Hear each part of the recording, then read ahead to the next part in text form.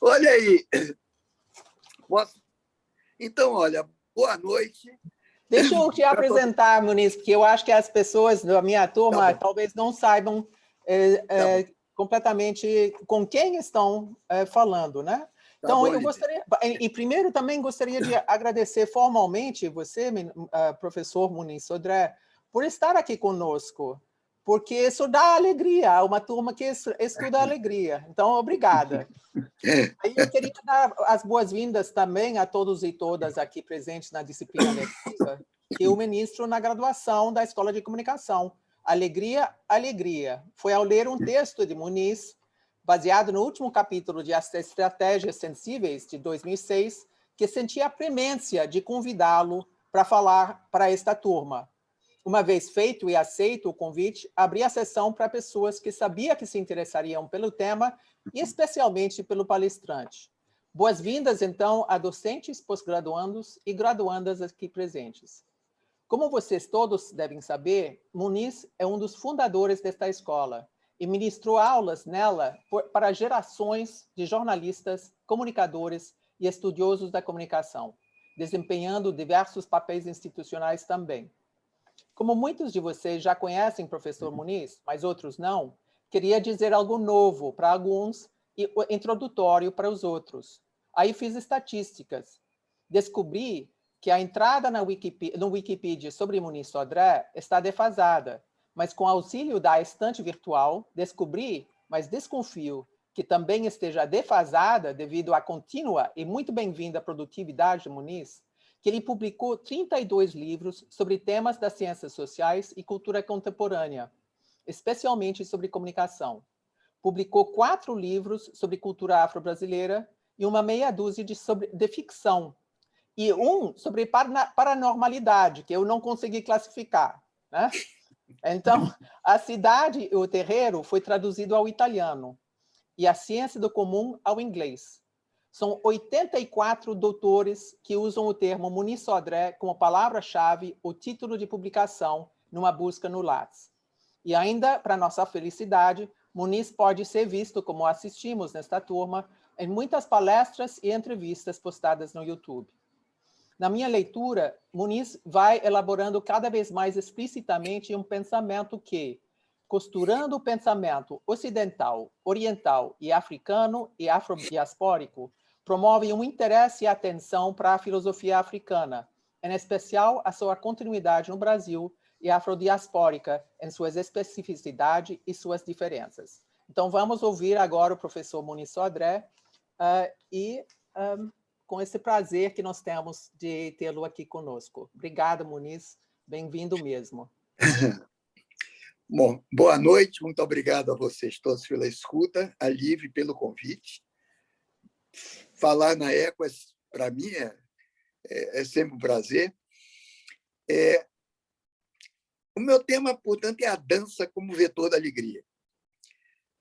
Eu gostaria de começar citando duas coisas. Primeiro, há um dito africano que diz assim, olha, eu não tenho conhecimento sobre onde venho, nem sobre aonde vou. Isso eu sei. Assim, eu só estou indo. Esse é um ditado africano.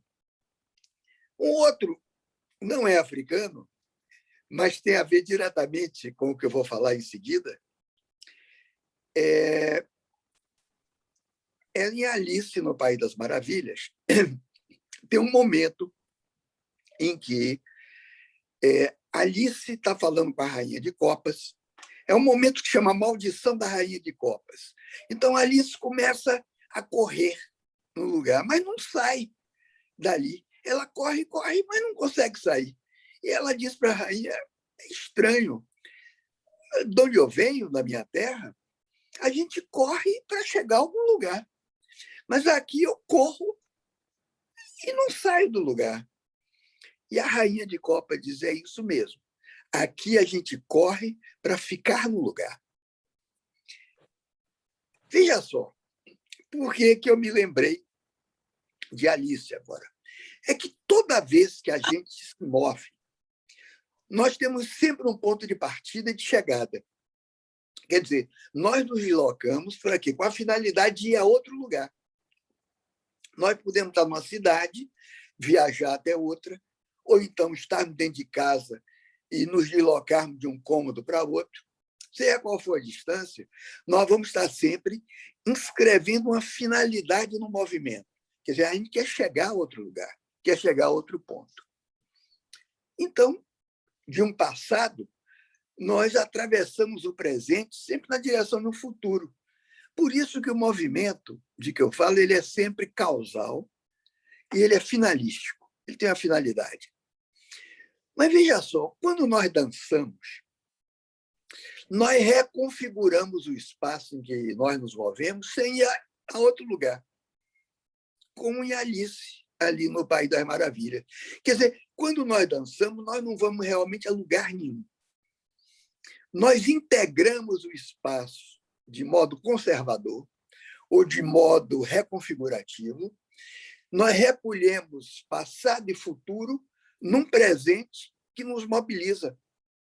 Por que passado e futuro? Porque tem que saber os passos da dança. Futuro para saber, pelo menos, para onde vai com o passo seguinte. Mas o presente é que é mobilizador. Então, esse passado pode ser uma tradição, pode ser um afeto que a gente expressa no presente. O futuro, portanto, pode ser o passo depois do outro. Mas a dança aí é basicamente a potência de dar ou não dar o passo. É de apenas, digamos, fingir, às vezes, sua mobilidade. Como na rítmica do jazz, há uma dança do jazz tradicional americano que chama fishing, de fish, pescar. Fishing. O casal está enlaçado, ele pretexta se mover, mas ele só balança, como se fosse uma palmeira sob o vento leve. Ou seja, na dança, nós nos movemos para ficar onde já estamos. E por que ficar onde nós estamos, se mover dessa forma? Para nos abrirmos a uma experiência de corpo. E, ao mesmo tempo, para nos abrirmos a uma experiência sensível. Portanto, duas palavras aqui, corpo e sensível. Vamos deixar claro o que é que eu estou querendo dizer com as palavras. É que nós, que somos sujeitos do espírito, nós temos um corpo. Mas hoje é consensual o seguinte, que, na realidade, nós não temos um corpo. Nós não temos simplesmente um corpo. Nós somos igualmente corpo. Então, foi a tentativa de conscientização dessa realidade, que nós somos corpo, mais do que temos um corpo, que orientou grande parte das contraculturas dos anos 70. Para os alunos que estão aqui, anos 70 do século passado, um problema. Mas os anos 70 foi mobilizador, eu acho, para alguns de nós aqui. Só que esse corpo ainda está conceitualmente preso à ideia cristã de uma individualidade humana que tem uma relação privada com Deus, e esse corpo acabou sendo interpretado pelos estrategistas de mercado em função do consumo. O consumo, o que é que o consumo faz? O consumo libera o corpo para tornar o corpo disponível a ofertas pré-programadas. Então, aí você tem o corpo do sexo, você tem o corpo Smart Fit. É o corpo definido como se fosse um suporte da carne, um suporte carnal para o mais desfrutar. É o corpo que o consumo diz, olha, aumente a sua performance e goze mais. Portanto, veja só, você tem o corpo inerte e tem o corpo em movimento. É isso que a cultura de consumo racionaliza. Só que, além do corpo inerte e do corpo em movimento, você tem, em determinadas culturas tradicionais, um si mesmo corporal. O que é o si mesmo do corpo? É a potência afetiva de ação. É a potência de uma dimensão não verbal de funcionamento do corpo. Então, veja só, A língua árabe tem 3 palavras reveladoras disso. Tem, primeiro, uma palavra para o corpo inerte. Isso se diz em árabe jasad. Tem outra palavra para o corpo em movimento. Aí não é mais jasad, é jism. É o corpo em movimento. E tem ainda uma terceira palavra para corpo, que é da'at. Da'at é o si corporal. Quer dizer, é o corpo próprio enquanto componente fenomenológico da experiência singular do homem no mundo. É um corpo irredutível ao psiquismo, irredutível à instância psíquica, irredutível até à representação linguística. Como traduzir isso, talvez em português? Eu diria, esse da'at é o quanto a si do corpo. Ora, é uma precisão linguística, um detalhismo linguístico, que deixa ver, nos 2 primeiros casos, corpo inerte, corpo vivo, a diferença entre o si mesmo psíquico e o corpo. Por que essa diferença é importante? Porque essa diferença nos mostra que o corpo é capaz de funcionar, o corpo é capaz de agir corretamente, sem que o si mesmo da cabeça, o si mesmo psíquico, seja mobilizado. Então, vejam só, já que esse corpo não pode se perceber como um todo, porque os olhos perdem a percepção das partes internas, das partes externas, a percepção total é privilégio do si mesmo. A percepção total é privilégio da autoconsciência, que é a autoconsciência psíquica, que é supervalorizada pela cultura ocidental cristã, que é uma cultura que reduz o saber do corpo à dissecação do cadáver pela medicina ou à mecânica do corpo em movimento por abordagens mais diversas. Ora, então, esse si mesmo é um problema, porque ele implica um excesso de intensidade, que é pensado apenas como um excesso, além do corpo empírico, que é o corpo carne, corpo como carne. Mas sem um si mesmo psíquico, se nós pensamos o corpo e não colocamos nele um si mesmo, o corpo é um problema. E esse problema é corroborado pela teologia cristã, que fala em alma, e também pelo desenvolvimento das práticas médicas. Portanto, se eu penso um si mesmo corporal, os africanos pensam um si mesmo corporal, os nagôs pensam um si mesmo corporal, nós pensamos um si mesmo corporal no candomblé. Esse si mesmo corporal implica rejeitar a noção de corpo como se fosse um simples habitáculo inflável de forças, alguma coisa que se injeta forças, e nos leva a nos abrirmos para a ideia de uma dimensão própria, a mecânica inteligente dos movimentos corporais. Então, vejam bem, fora da cabeça, fora do si mesmo psíquico, o corpo seleciona, o corpo assimila, como se fosse um código linguístico, os estímulos de ordem social, os estímulos de ordem cultural em que o indivíduo está. Então, é esse si mesmo do corpo que dá margem à noção de corporeidade. Uma coisa o corpo, outra coisa a corporeidade. Então, a corporeidade não é a substância da carne humana, como se fosse uma entidade pessoal, individual, mas é como se a corporeidade fosse uma máquina de conexão das intensidades num plano que é imanente ao grupo. Então, se nós pensamos num sujeito, não apenas em termos individuais, mas nós pensamos num sujeito coletivo, como é o caso do grupo, o que é a corporeidade? Corporeidade é a coleção dos atributos de potência e de ação, diferente dos atributos individuais.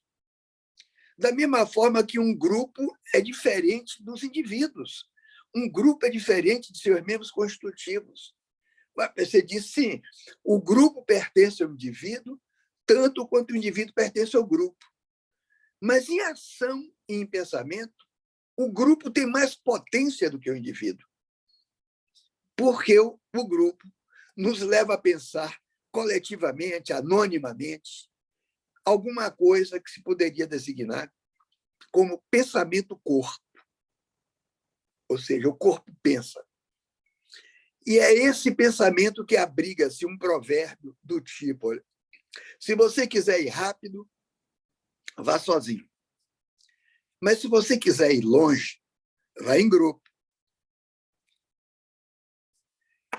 Esse provérbio, esse tipo de pensamento, é negro afro-brasileiro. Há uma cantiga em Nagô, na Bahia, terreiro de Candomblé da Bahia, que pertenço, que só diz assim: Faraimará, Faraimará, Alaqueto, Faraimará. O que quer dizer isso? Todos unidos num só corpo. É isso que quer dizer Faraimará. É um corpo coletivo. Então, essa aglutinação é que implica o próprio conceito de corporeidade. A corporeidade é coletiva. Reflete no indivíduo, mas ela é coletiva. Portanto, por quê? Porque a corporeidade é a condição própria do sensível, tal como na descrição de um filósofo do Camerun, chamado Bulaga. Ele diz assim: olha, o sentir é a comunicação original com o mundo. O sentir é o ser no mundo como corpo vivo. Portanto, o sentir, eu digo, é o modo de presença na totalidade simultânea das coisas e dos seres. Portanto, o sentir, o que é o sentir? É o corpo humano enquanto compreensão primordial do mundo. O corpo compreende primordialmente o mundo. Então, o homem não é si mesmo por derivação, o homem não é si mesmo progressivamente por etapas. O homem é, de vez, ele mesmo. Ele está nele, junto a coisas, junto aos outros, na atualidade do mundo, de uma vez só, não por etapas, de uma vez só. Por quê? Por causa do corpo, porque ele sente. E o sentir é a correspondência a essa presença. Quer dizer, é pelo sentir do corpo que o homem não está somente no mundo, mas o mundo está nele. O homem é o mundo, portanto. Ora, o corpo individual encarna a corporeidade. Ele pode encarnar. Ele encarna mediações simbólicas. Ele tem modos de articulação próprios. Então, o corpo do indivíduo age instantaneamente, sem nenhuma lógica predicativa, em função da corporeidade que ele assimila. Quer dizer, não tem nada de microconceitualismo no corpo. O corpo não conceitua, mas há um micropensamento corporal que dá a dimensão somática, que dá a dimensão do corpo, uma forma especial de conhecimento, uma intencionalidade que se concretiza em imagens. Então, no corpo, o saber não se adquire como o saber que a gente adquire na cabeça. No corpo, o saber se incorpora. O saber é assimilado. Ora, e é assimilado em momentos intensos, especiais. Por exemplo, os momentos de ritmo. O ritmo, todo e qualquer ritmo, cria um espaço próprio. Todo e qualquer ritmo, quando é intenso, ele suscita um imaginário específico. E isso implica o quê? Uma reflexão prática, uma reflexão corporal sobre o tempo, sobre a duração que vive. Então, isso quer dizer que, com o ritmo, não se trata apenas de um artifício técnico no contexto da musicalidade. Caiu, é? Não. Com o ritmo, se trata de uma configuração simbólica do tempo que se vive, que, conjugada à dança, essa configuração constitui um contexto. Essa configuração constitui uma espécie de lugar, uma espécie de cenário sinergético, um cenário de energias onde alguma coisa acontece. Alguma coisa ritualisticamente acontece. Então, eu tomo aqui dança no sentido que, para homenagear um professor de filosofia que está me escutando aí, que é o Márcio Tavares do Amaral,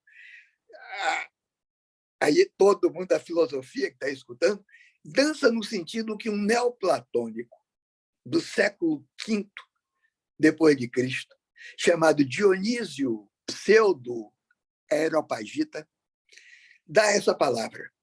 Para Dionísio, dança significa celebrar a divindade. Então, a existência e o conhecimento, existir e conhecer, são para esse pseudo-areopagita festa e dança. E ele diz mais, dançar é ter soberania no espírito. Ora, o que é que isso tem a ver conosco? Cheguei esse século V depois de Cristo aí, para o Márcio ficar mais contente, né?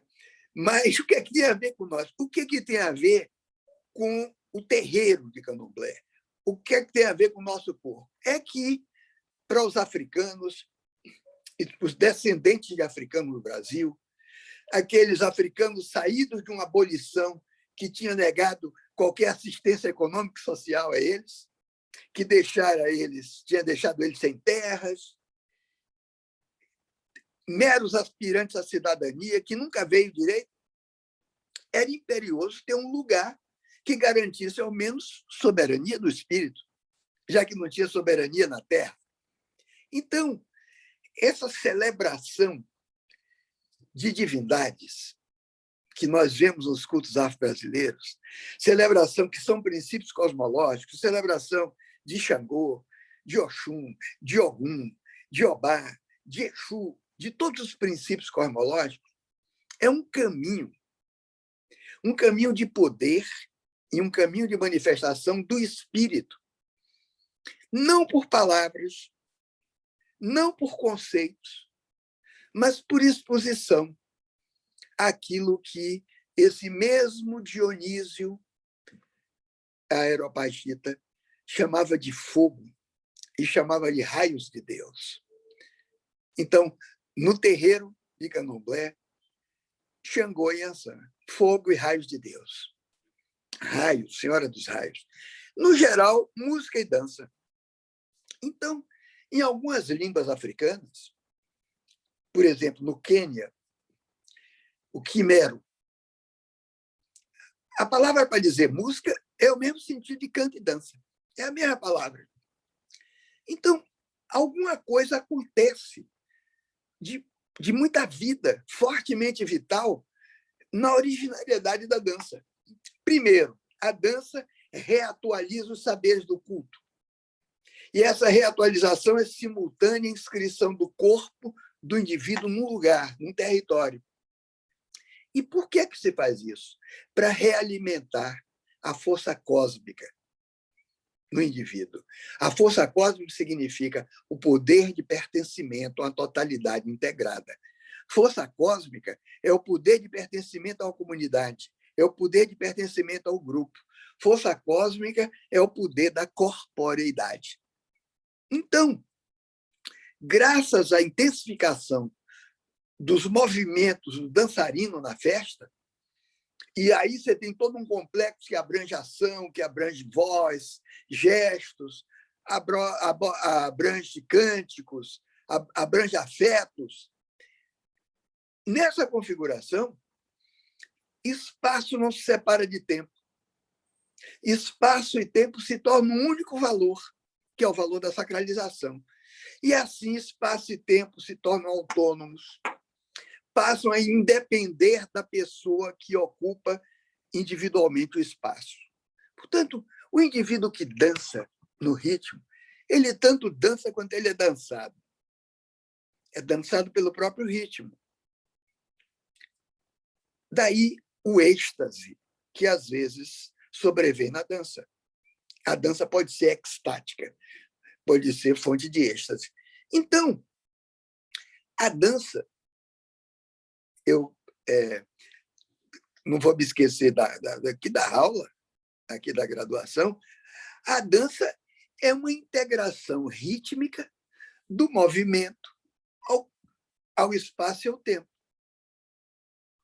A dança é isso. É você integrar ritmicamente o espaço ao tempo. E quando a dança faz isso, ela cria, ou ela inventa as ações a partir do fluxo temporal do imaginário coletivo. E, desse modo, a dança pode produzir uma ação autônoma do dançarino, uma ação frente às técnicas particulares de cada ação. Por exemplo, a dança que simula caçada, a dança que simula combate, a dança que simula amor. O dançarino sabe que pode estar dançando para cada uma dessas ações, mas ele tem uma autonomia que se comunica tanto com clareza quanto pela força latente de uma incitação aos espectadores do grupo para dançar também. Ao modo de uma imagem, como se fosse essa imagem apenas sentida e não comunicada, que é a linguagem secreta da percussão. A percussão, o tambor, tem uma linguagem secreta. E tudo isso é inerente à alegria. Por que alegria? Porque é a alegria que libera cada um de si mesmo. A alegria é aquilo que nos libera de nossas amarras à terra. Portanto, é aquilo que nos libera de si mesmo. Então, a dança não pode ser nem traduzida, nem explicada. Não se explica, nem se traduz a dança. Ora, o que quer dizer com isso? Que a dança não é um duplo de nada. Ela não é um duplo do teatro. O teatro pode ser um duplo da literatura. Você encena um texto. O teatro pode ser um duplo. A literatura pode ser um duplo de alguma coisa colocada na realidade histórica. Mas a dança não. A dança não é um duplo de nada. Ela pode ter um tema, mas ela não é um duplo. Ela não é um duplo do teatro, não é um duplo da mímica, não é um duplo da literatura, não é um duplo da história. Por quê? Porque a ação de quem dança, a ação do dançarino, ela é projetiva. Ela induz a uma experiência que não se reduz ao conceito, como a música. Ela não se reduz ao conceito. Então, as ações da dança são geralmente executadas dentro de figuras geométricas variadas. A gente não vê quando está dançando assim, na festa, mas fica mais claro no culto, no ritmo. Aí você pode dançar dentro da espiral, pode dançar dentro do triângulo, pode dançar dentro do quadrado. Mas o círculo ou a roda é a mais antiga formação da dança. Quer dizer, o círculo ou a roda, que é a formação mais antiga do movimento rítmico em grupo. E é a mais frequente, não só na constelação dos africanos, dos afro-brasileiros, mas também dos africanos de um modo geral. Então, por quê? Porque a roda, o círculo, evoca o sol. E o círculo, portanto, é evocativo de toda a dança sacra no continente africano. Toda a dança sacra no continente africano é circular. Ela é a roda. Aí você tem, digamos, no oeste da Costa do Marfim, na região de Duécué, Costa do Marfim, as mulheres dançam em círculo e marcam o ritmo com paus. Em Dabu, também na Costa do Marfim, as mulheres adicru cantam e dançam uma roda. Os bambus, no Totô, dançam em círculo. Na Guiné, no Alto Volta, no Mali, no Senegal, no Benin, no Zaire, a roda estrutura a maior parte das danças. Por quê? Porque simboliza a dança cósmica. A dança cósmica, portanto, é o movimento aparente do Sol e da Lua, se orienta da direita para a esquerda. A roda dançante é sentida como um meio de intensificar as vibrações até o ritmo que se supõe que a natureza tenha. Ora, se na África a configuração abrange corpo coletivo, na tradição hindu, essa roda vai se conceber em termos individuais. Por quê? Porque a sabedoria yogi opera com a hipótese dos chakras. Os chakras são, em sânscrito, chakra quer dizer roda. Só que essas rodas estão no corpo. As rodas são definidas como centros de força irradiadora de energia vibratória de fora para dentro. Ora, os exemplos são numerosos, mas o que eu quero assinalar aqui é que a potência simbólica da roda amplia as fronteiras de influência, amplia as fronteiras de realização dessa forma geométrica, e aí você não são só os africanos. Por exemplo, os hebreus, os judeus, mencionados aqui é para agradar agora a Iena. Êxodo 32. Êxodo 32. Diz assim, quando Moisés desce do Monte Sinai, ao descer do Monte Sinai, Moisés se depara com o seu povo dançando em roda ao redor do bezerro de ouro. Dançando ao redor, dançando em roda do bezerro de ouro. Mas vejam também nos Salmos. Salmos 26, versículo 6. Diz assim, Javé, que é Deus, eu giro em roda em torno de teu altar.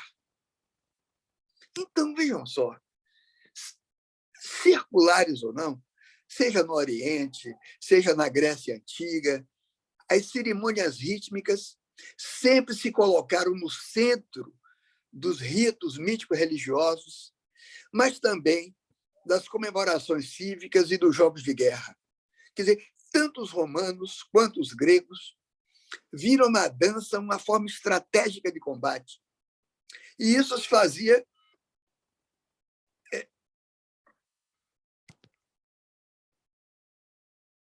houve uma interferência aqui. Isso se faria evidente na dança pírrica, que foi a dança definida por Platão como a imitação exata do ataque de defesa. Platão teve um fascínio também pela dança.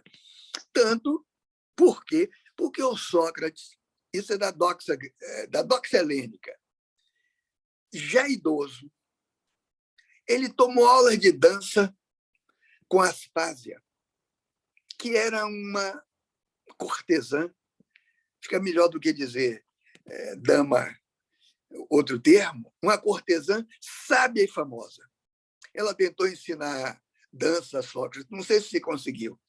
Ora, os africanos, portanto, não constituíram nenhuma exceção a esse aspecto bélico da dança, porque as tradicionais falanges guerreiras, em determinadas etnias, só se eletrizavam dançando.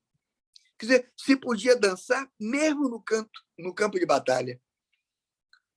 Ou seja, se podia combater até com alegria, morrer com alegria. Só que na comunidade litúrgica africana, tanto que e isso não é tão antigo assim, se vocês virem cenas, como eu vi em televisão, não chega para a idade de vocês, na África do Sul, ainda durante o apartheid, estudantes, povo, negros avançarem contra tropas armadas.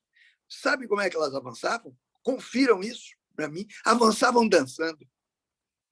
Avançavam dançando. contra bala, contra tiro, contra cacetete. E por que avançavam dançando? Porque os Zulus, grande etnia guerreira da África do Sul, avançava em campo de batalha dançando. Ora, então, vamos deixar a batalha para lá, dizer o seguinte, que é na comunidade litúrgica africana, na comunidade religiosa africana, se quiserem, que o ritmo se afirma como uma verdadeira tecnologia de agregação humana. O ritmo é uma tecnologia de agregação humana. É por meio da dança, por meio da festa, o ritmo reelabora simbolicamente o espaço, porque o ritmo modifica as hierarquias territoriais. O ritmo estimula o poder expressivo do corpo, até um ponto que se produz imagens próprias de liberação, imagens de autorrealização. É grande a autorrealização do fiel, do celebrador, do cultor de orixá, quando dança para um determinado orixá. Então, pela dança, que é um veículo rítmico, é uma ponte suposta de acesso às forças cósmicas, a potência humana se revitaliza. É por isso que nós dançamos. É por isso que nós não saímos do lugar, como Alice. Nós nos mexemos em sair do lugar. Tanto que Nietzsche afirma no Zaratustra: eu só acreditaria num Deus que soubesse dançar. Repito, só acreditaria num Deus que soubesse dançar. E ele diz depois também, e um Deus que risse. Porque nessa mesma obra, também no Zaratustra, Nietzsche observa: o riso reúne em si toda a maldade do mundo, mas a maldade santificada e libertada por sua própria felicidade. E se o alfa e o ômega da minha sabedoria é que tudo que pesa tem que se tornar mais leve, Marx reescreveu isso dizendo que tudo que é pesado se transforma no ar, se dissolve no ar. Nietzsche tinha dito antes, né? O alfa e o ômega da minha sabedoria, tudo que pesa deve se tornar mais leve. Todo o corpo deve tornar-se dançarino. Todo espírito deve se tornar ave. Aqui está, efetivamente, o alfa e o ômega da minha sabedoria. Isso está na terceira parte do Zaratustra. Ora, é nessa mesma trilha Deleuze sustenta: a dança afirma o devir e o ser do devir.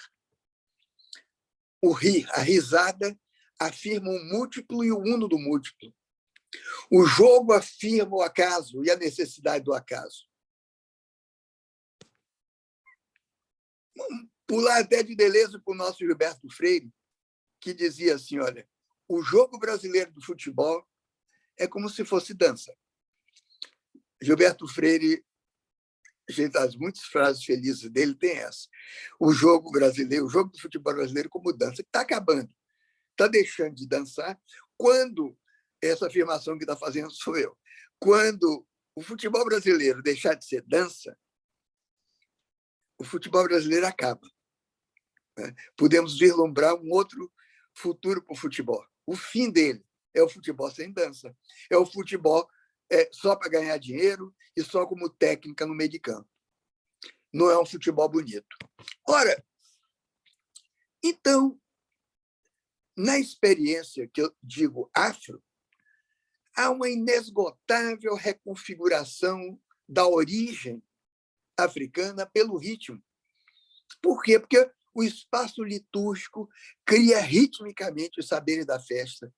Quer dizer, cria os cânticos, cria os toques percussivos, cria os gestos, cria os passos coreográficos de base. Né? É como se a vida encontrasse no movimento sonoro e no movimento corporal a sua forma originária de liberação. Forma originária de liberação. E nisso parece haver uma universalidade, nessa liberação. Vejam lá na comédia de Shakespeare, que se chama Muito Barulho por Nada. Muito barulho, ligando, muito barulho por nada. Shakespeare, ele fala do arrebatamento produzido por entranha animal. Ele diz assim, é textual, ato 2, cena 3, ele diz assim, agora, divina vibração, agora a alma lhe foi arrebatada.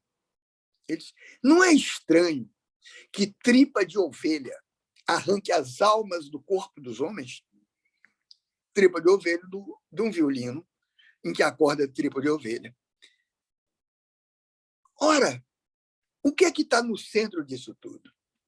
A corporeidade. Portanto, no jazz, em outras formas musicais diaspóricas, o samba, a rumba, o som, a cúmbia, tudo isso produz, como organização rítmica ou como organização gestual, uma matriz corporal que se desterritorializa e que viaja, acionada por quê? Pela alegria. Por isso que eu digo, a alegria, a dança é o vetor da alegria. É a alegria que faz a viagem rítmica. É por isso que... Por que viagem? Porque toda e qualquer palavra, no interior dela, ela é sempre som. Som. Ela é um som. Ela é uma presença física singular que se expressa na intenção do outro para desaparecer logo em seguida e renascer renovada na repetição em que o ritual implica. Então, essa palavra som, que Djavan canta numa música como palavração, quando tem uma letra do Djavan que ele fala de essa palavração, eu acho bonito isso. Essa palavração, que é a palavra do culto, ela é basicamente ação. É a potência de movimentação, a potência de transformação, característica do axé, quer dizer, da força mítica dos iorubás, que aciona a palavra som e que emerge no grupo como alegria. Alegria para o Nagô, alegria para o afro-brasileiro é axé. E na alegria, no axé, a música está sempre implicada. Mesmo quando ela não está presente, ela está implicada. Por quê? Porque a música partilha com o ritual a característica de uma intensidade direta na celebração do real. É isso que a alegria celebra, possibilitada pela música, possibilitada pelo ritmo, possibilitada pela dança. Ora, então a música pode se apresentar como real ou como virtual também. Quer dizer, o que é uma música virtual? É aquela música que você entende como as primícias, não premissas, primícias físicas, as primícias corporais de um canto. Portanto, descendo para dentro de nós mesmos, são os grandes movimentos cósmicos que nós encontramos e que nós esposamos. Portanto, na verdade, virtual, vocês vejam aí, não é o contrário de real, porque todo real tem um virtual na dinâmica dele. Virtual é potência de ser. Todo virtual é potência de ser. A internet, por exemplo, que é virtual, é potência de ser, mas ainda não é alguma coisa. Por enquanto, é só potência. Então, o acolhimento por mecanismos sensoriais perceptivos de um jogo de linguagem que se espacializa no corpo. Pois bem, como eu estou falando demais, eu vou chegar, mas não ao assunto. Essa visceral afinidade da música com a alegria está nessa partilha do sensível. Está na condição de uma realização que cria ela mesma, que se auto-engendra. Portanto, a música, eu falei da dança, Mas a música pode ser expressiva, mas a música não é representativa. A música não representa nada. A música não representa coisa nenhuma. Essa coisa de que em Beethoven, na sinfonia, ele está querendo expressar ali um canhão, isso é interpretação posterior de crítico de música. Não tem canhão nenhum ali na sinfonia. Na verdade, a música não representa nada. Quando ela não representa nada, quer dizer, ela não duplica, ela não copia, ela não imita uma referência qualquer situada na realidade imediata, que se dê como programática. Por isso é que a música tende ao absolutismo. É isso que o Clément Rosset nos diz em Alegria com Força Maior. Ele diz: a alegria é criação do real em estado selvagem. Criação sem comentário nem réplica. Ele diz: a música é o único objeto de arte a apresentar um real como está, um real como tal. E isso por uma razão muito simples, que a música não imita, a música não esgota um real, ela esgota a realidade dela só em sua própria produção. Por isso que ela é uma realidade suprema. Isso está em Rosset. Eu estou citando porque eu sei que a Liv botou na bibliografia. Então, nessa potência de automodelagem, a música, de algum modo, ela não imita, mas ela é mímese. Mas, veja só, mímese. Essa palavra não significa apenas cópia. Cópia é a acepção platônica de mímese. Para Aristóteles, mímese é jogo. Portanto, é uma combinatória que se inventa. Então, a música é como se fosse uma mímese da alegria, em que a alegria pode ser experimentada também analogicamente, como pensamento e como dança. Portanto, a alegria, é por isso que a alegria é um modo fundamental da origem do homem africano. A alegria não é um afeto circunstancial. Portanto, não é nada que nasça e que morra ocasionalmente. Não. Porque como a alegria como um regime concreto, um regime estável de relacionamento com a realidade, a alegria é uma potência ativa. É isso a alegria. A alegria é uma potência ativa. Só que ela é diferente de outra potência ativa que está no pensamento cristão, que é o amor. O amor também é uma potência ativa. Mas a alegria é diferente do amor cristão. Os africanos, os nagôs, não fundamentam o seu culto no amor, mas na alegria. É na alegria. Mas pode aqui fazer uma analogia com o amor cristão, porque a alegria não é incompatível com a ideia do amor de si mesmo. O amor de si mesmo não é amor próprio, não é egotismo. Não. O amor de si mesmo é a tração, é o arrastamento da consciência na direção dos objetos que integram a consciência harmonicamente consigo mesmo e com o grupo. É isso que transparece de modo notável num verso do poeta português Guerra Junqueira. Ele diz: a alegria é uma alavanca. A alegria é uma alavanca. Ou seja,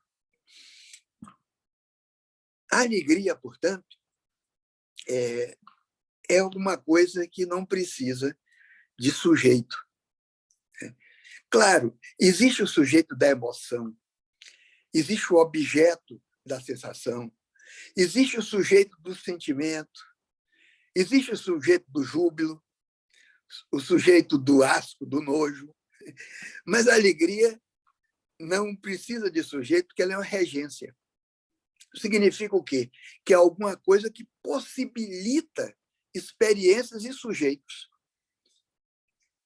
ela é o que possibilita. Então, até mesmo o sofrimento pode integrar essa regência. Até mesmo o sofrimento pode integrar a alegria, na medida em que se aceita ou que se admita a aceitação da vida em sua totalidade, sem nada suprimir da vida, sem nada dela ter necessariamente que reviver. Esse, sem nada dela reviver, nem nada dela suprimir, é de Nietzsche. Então, é a alegria singular, é a alegria concreta, não é um abstrato amor universal. Não é um abstrato amor universal. A alegria é singular e concreta. E é essa alegria que norteia a prática religiosa, se vocês quiserem, a prática litúrgica da origem negra aqui no Brasil. Então, a alegria, nós podemos também dizer alacridade, é outra palavra, uma palavra também bonita para dizer a mesma coisa, é uma coisa paradoxalmente séria. Alegria séria. Ela pode se modular em sensualidade, pode se modular em contenção. Por que ela é séria? Porque a alegria é a condição de possibilidade da comunicação. A alegria é a condição de possibilidade da prolação da palavra. E a palavra não se descola nunca da ação. Ou seja, o indivíduo não é conduzido por abstrações. O indivíduo é conduzido por signos ou por palavras que induzem a ação. Então, chegamos aqui a um ponto que eu pretendia, aí do início, para justificar minha presença aqui na aula da Liv, que é sobre alegria. Quer dizer, a dança não é a alegria.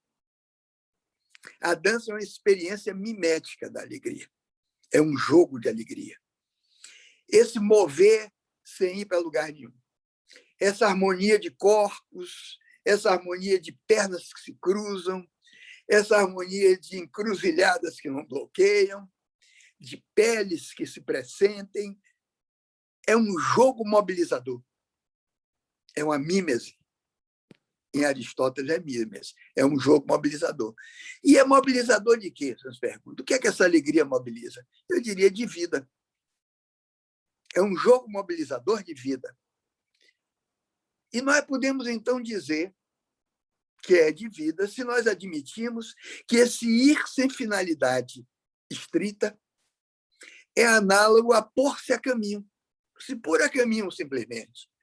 Como um jogo em que você esquece a partida, esquece o nascimento, esquece a chegada, que é a morte, e se entrega ritmicamente ao caminho. A vida é caminho. A vida é caminho. E dançar é reiterar pelo ritmo a vida no corpo. Isso é dança. A dança é a reiteração pelo ritmo da vida no corpo. Essa reiteração é sempre alegre. Obrigado. É isso aí. Já falei demais, né?